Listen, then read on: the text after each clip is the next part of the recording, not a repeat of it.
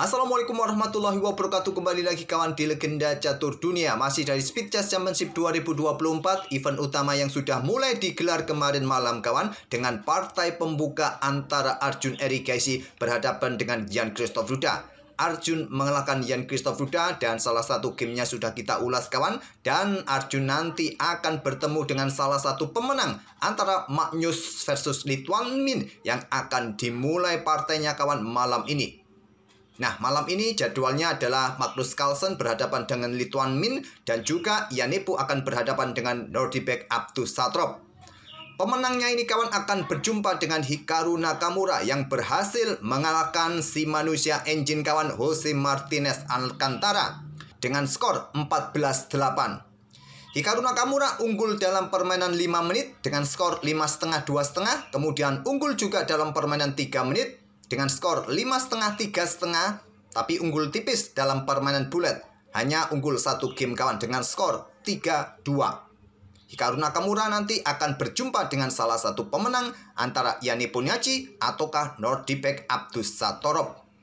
Nah, permainan dari Hikaru Nakamura melawan si manusia engine ini kawan saya pilih pada game ketiga di segmen 5 menitnya. Langsung saja Nakamura mengawali dengan pion E4 dan pion C5. Sisi defense dimainkan oleh Jose Martinez Alcantara.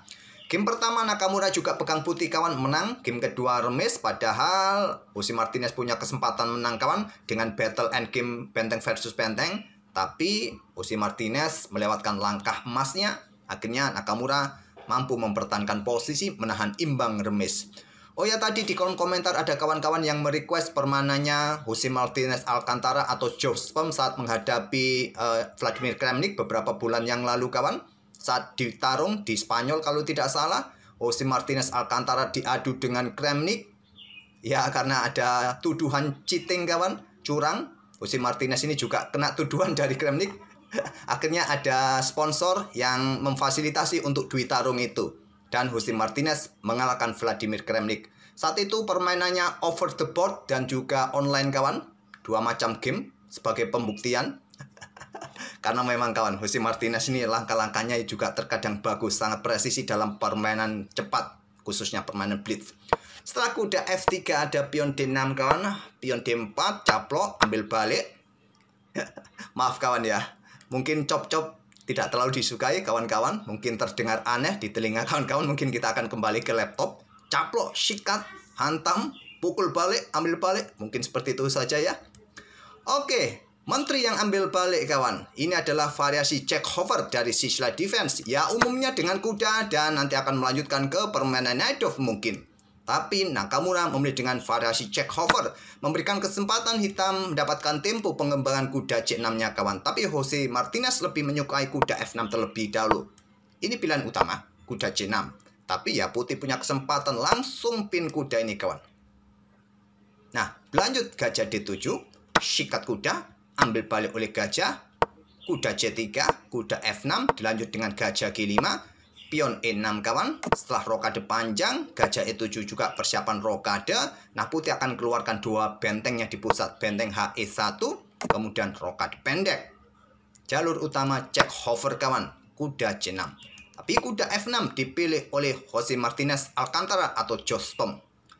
Nah, di sini umumnya ya kuda C3 melanjutkan pengembangan kawan. Apakah gajah berkembang juga ke E2 untuk segera rokade pendek. Tapi Nakamura melangkah menterinya ke petak E3, mundur untuk menghindari tempo. Setelah pion G6, pion H3 tidak terburu-buru kembangkan perwira, kontrol petak G4 dari aktivitas kuda kah, gajah kah. Kemudian setelah gajah G7, pion C4 untuk perkuat petak D5-nya kawan, walaupun tidak terlalu disukai oleh engine. Gajah E2 ataupun kuda C3 menurut engine lebih bagus. Ya, Nakamura berharap dengan dorong pion langsung 2 petak saat pengembangan kuda ke petak C3 tanpa lagi menghambat pergerakan pion kawan. Untuk ya perkuat posisi petak D5-nya. Yang sering kali terjadi dalam permainan sisi defense, hitam memainkan pion E5-nya dan pion D ini akan menggantung. Jadi Nakamura mencoba menghentikan pion ini kawan, ke depannya bisa menjadi pion menggantung. Menteri B6, lanjut Jospem menantang pertukaran langsung. Ditolak, menteri bergeser ke petak D3 atau kuda ke petak C3, tapi ya Nakamura masih ingin menyimpan menterinya. Kalau kalian terima langsung mungkin terlihat bisa merusak struktur pion hitam, tapi menurut kalkulasi engine kawan, bukan kalkulasi admin. Menurut kalkulasi engine ini kurang bagus buat putih. Akan saya sedikit lanjutkan. Jalur engine-nya akan seperti ini kawan. Nah, kuda B berkembang ke petak D7 ataukah kuda F yang ke petak D7 nanti menempati pos C5 ini kawan. Cukup bagus juga ke depannya bisa ditempati oleh kuda. Oke, kembali lagi ke permainan aslinya. Dengan menteri D3 saja Nakamura bermain. Jospom rokade. Nakamura melanjutkan pengembangan kuda C3. Selepas kuda C6, Nakamura kembangkan gajah terangnya ke E2. Gajah terang E6, lanjut Jospom menekan pion di sini. Apakah diikuti kuda nanti kawan? Tapi tenang, masih punya pion B3. Tapi harus berhati-hati kalau membuka diagonal ini ke depannya. Rokade Nakamura dan Jospom akhirnya membuat langkah yang sedikit selip kawan di sini dengan pion A5-nya. Terlihat cukup bagus juga untuk menghentikan potensi pion-pion putih. Mungkin juga untuk dukungan kuda ke depannya untuk provokasi pion ini mendapatkan ruang sesegera mungkin kawan. Tapi Stockfish lebih menyukai dengan langkah kuda ke petak D7, buka diagonal gelap kawan, dan persiapan juga menepati petak pusat nanti ke depannya. Atau benteng AC8 menepati lajur C semi terbuka. Oke, kembali lagi ke permainan aslinya dengan pion A5 Jospom bermain. Gajah E3 serang menteri. Serang menteri kawan. Menyerahkan pion yang di sini tidak berani ambil, menteri ke C7. Berbahaya sekali ambil pion ini karena ada benteng FB1. Kalian mau pergi kemana? Petak A3 ada benteng B3. Kalian tidak bisa pulang ke rumah. Mungkin hitam akan balas saling ancam menteri. Atau di posisi ini tadi kawan, tidak melangkah menteri ke petak A3, langsung balas dengan kuda B4, sama-sama memberikan ancaman bagi menteri kawan. Benteng ambil menteri hitam, kuda caplok menteri putih, ambil balik oleh gajah, kemudian hitam juga caplok pion E4, buka akses gajahnya kawan menusuk 3 perwira ini. Nah, di sini kalian bisa melanjutkan seperti ini kawan, jangan dengan gajah. Dengan kuda pukul kuda, memang benteng kalian jatuh, benteng B1, gajah mundur lagi. Nah, di sini kita lihat hitam bermain dengan sepasang benteng kawan, plus dukungan 2 gajah. Melawan 4 perwira minor plus dukungan 1 benteng. Walaupun tidak unggul mutlak kawan, tapi kalau kalah 1 perwira, ya cukup berat. Walaupun dalam permainan cepat, apapun juga masih bisa terjadi. Pion berancun, dan ini pion binol kawan. Menteri mundur ke petak C7. Benteng AC1. Kuda D7 sekarang, buka diagonal gelap kawan, dan persiapan menuju pusat. Kuda D5 terlebih dahulu untuk serang menteri. Menteri mundur ke petak D8, diikuti dengan pion B3 untuk menghindari serangan gajah di sini tadi. Kemudian ada pion A4 menantang pertukaran, ditolak, dorong saja pion. Nah, di sini kawan, sikat kuda D5, tidak lagi menjaga pion B4, harapannya diambil oleh kuda. Nah, Nakamura ambil balik menggunakan pion C agar lajur C terbuka bagi bentengnya. Kuda caplok pion B4 ancam menteri. Menteri mundur ke petak B1 sekaligus jaga pionnya. Dan juga berbalik ancam kuda. Nah, kuda ke A6 langsung cop kawan, caplok oleh gajah A6. Cop kembali oleh pion. Ya, kombinasilah kawan ya. Cop, caplok, apapun lah nanti terserah lidah admin mau ngomong apa. Oke kawan, kuda ke pusat. Ingin nongkrong petak C6 kawan. Benteng B8 terlebih dahulu, usir menteri. Menteri ke C2, baru disikat. Kalau kita yang main kawan, menyerahkan gajah Viacento seperti ini untuk bertukar dengan kuda memang cukup riskan. Tapi ini adalah langkah terbaik. Agar kuda ini juga tidak nongkrong kawan ke petak C6. Ambil balik. Tapi kalian juga harus berhati-hati. Tidak ada gajah Viacento yang mengawal ruang-ruang gelap kalian. Harus berhati-hati. Nah, di sini menteri keluar ke petak A5. Langsung ditantang oleh Nakamura kawan dengan menteri C7. Top. Sikat balik, posisi kuda dalam posisi terancam, dan bentengnya juga siap menusuk nanti kawan untuk mengincar pion di sini. Benteng satunya juga siap didobling di baris ke-7. Sudah sangat jelas kawan, taktik dari putih akan terlihat seperti itu. Nah, benteng FD8 pertahankan posisi kuda. Benteng FC1. Di sini pion F5, sikat, hantam balik, diikuti benteng A7, coba rebut pion. Apakah ditantang dengan benteng A8 di sini kawan? Ya, mungkin akan kembali lagi ke sini. Oke, kembali lagi ke permen aslinya kawan.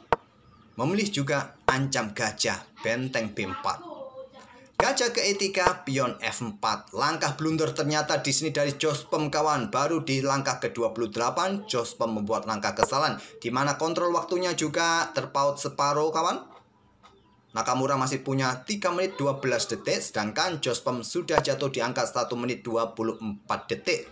Di sini, Raja bergerak ke peta F7 untuk backup pion agar kuda ini leluasa bergerak kembali yang terkuat kawan. Tapi dengan pion F4, apa masalahnya? Masalahnya gajah D2 dan persiapan menusuk benteng, posisi kuda pion juga dalam posisi terancam. Ya, sangat tempting kawan, mendapatkan tempo yang lebih cepat. Benteng siap juga diangkat ke baris ke-7. Benteng B5, jaga peta A5 kawan, juga menyerang pion di sini. Angkat benteng satunya, peta C7, kuda dalam posisi terancam. Benteng ambil pion D5, sama-sama mengancam perwira juga di sini benteng hitam. Gajah caplok pion F4, benteng F8, sama-sama mengancam perwira masing-masing di sini. Gajah H6, benteng F6. Baru di sini Nakamura melepaskan gajahnya. Sikat kuda, benteng sikat gajah, ambil pion, dan pion ini terlihat jatuh kawan juga, ataupun juga ancaman skakmat. Coba lihat di sini salah satu benteng bisa mengeksekusi ancaman itu. Benteng F6 siap blokade jika ada ancaman di baris belakang, tapi pionnya siap jatuh. Nakamura dengan benteng G7 skak. Raja bergeser ke peta F8 untuk menghindari tempo tentunya kawan. Geser ke peta F8, awas ada ancaman skakmat. Bergeser lagi ke peta G8, skak terlebih dahulu. Bergeser ke peta F8, nah benteng digeser peta B7. Satu langkah berikutnya bisa skakmat. Benteng D1 terlebih dahulu. Raja ke H2, benteng E1 siap blokade. Di sini pion F3 menghindari ancaman di lajur F. Setelah pion didorong dan ada benteng D7, Jospem menyerah. Karena posisinya sudah tidak muin lagi kawan. 3 pion sangat bebas leluasa. Kalian mau berbuat apa? Siap diadu nanti. Di sini juga posisi mengancam pion, skak di sini, blokade di sini, sikat dan seterusnya. Sulit kawan. Apakah kalian membuat pergerakan seperti ini? Ambil contoh benteng ini mundur ke peta F5, jaga pion di sini kawan. Siap dorong pion H4 sedikit demi sedikit kawan, ataupun raja juga siap mengikutinya nanti. Oke, masih cukup panjang dari ancaman skakmat kawan. Mungkin bagi kalian di warung kopi, di pos ronda, atau bermain dengan Pak RT masih cukup menarik untuk dilanjutkan. Tentu masih cukup menarik bagi kita. Tapi melihat aktivitas benteng-benteng putih yang kuasai baris ke-7 kalian, sudah tidak mungkin lagi berharap remis, apalagi menang. Oke, itulah kawan salah satu game antara Hikaru Nakamura versus Manusia Engine kawan. Ternyata Manusia Engine kalah telak oleh Nakamura dengan skor 14-8. Semoga permainan dari kedua pemain ini bisa menghibur kalian kawan. Di jalur permainan Jack Hover dari Sicily Defense bisa kalian pilih jika kalian sudah bosan bermain dengan Sicily terbuka. Ya, kita ulangi lagi kawan. Variasi Jack Hover. Saat ada pion D6 ini, tawarkan pion D4, sikat, ambil balik dengan menteri. Variasi Jack Hover. Mungkin kalian sudah bosan dengan variasi kuda yang ambillah dengan menteri kawan. Kita akan bertemu di video-video berikutnya. Jangan lupa jempol kalian, like kalian, komentar kalian, ataupun subscribe kalian. Admin tunggu. Terima kasih. Kita akan bertemu di video-video berikutnya. Wassalamualaikum warahmatullahi wabarakatuh.